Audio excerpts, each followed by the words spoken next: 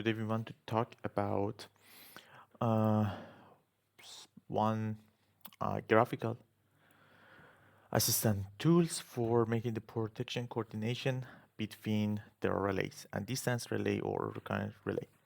So we opened this transmission system example in PowerFactory, and if you go in protection and arc fault analysis, here we have a couple of options in top. So in this power system, we have a lot of relays that is already installed, a lot of distance relay and a lot of overcurrent relay. And we want to have a better graphical assistant. So for example, we want to see the distance relay zones and operation time between this bus bar and this bus bar. So select one of them and push the control and then select the second one, right click, network grouping, path, and new. So now we have a new path between these. So this is the direction that we have. Click OK. So in top, we have this protection coordination assistant. If you click, here we have some option for making the coordination visible. So it is overcurrent and distance relay. So now we want to go for only the distance relay. Here you can select the distance relay that you have, just Control A and OK. So we have 50 distance relays and just click execute. So when you're doing that, you will have this window. So in this window, you have all distance relay that is already installed, and you can see the whole settings of them. So for example, this distance relay, they have in zone 1, 2, 3, which parameters they have and how is the operation time of them. But if you want to see more graphical, then click on protection coordination result and uncheck overcurrent protection and just check this one, create time distance plot.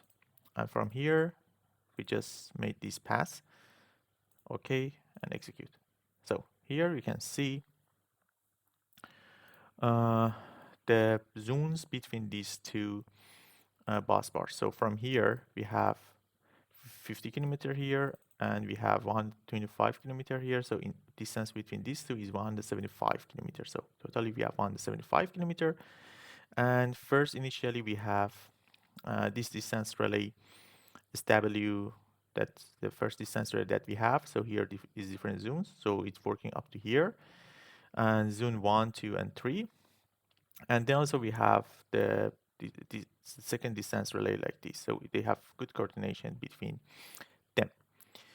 And if we want to see the overcurrent relay, so here we have overcurrent relay only in generation units. So we can make another path between this PV, for example, and for example, I don't know, this bus bar. So right click, network grouping, path, new, and okay. So if we're doing same, but this time for overcurrent relay, and just select overcurrent relays, okay, and execute. So then check overcurrent relay, uncheck distance relay, and here we can select the path that we define it. This is the second path that we define it. Okay, execute. So here we can see the settings for the. So here we can see the settings for the overcurrent relay. Here you can see, for example, if you have extreme inverse, definite time. And here you can see, for example, the bus bars that we have. And here we have overcurrent relay, distance relay. The schematic is here. And also here, you can see how this I2T curve or TCC is working.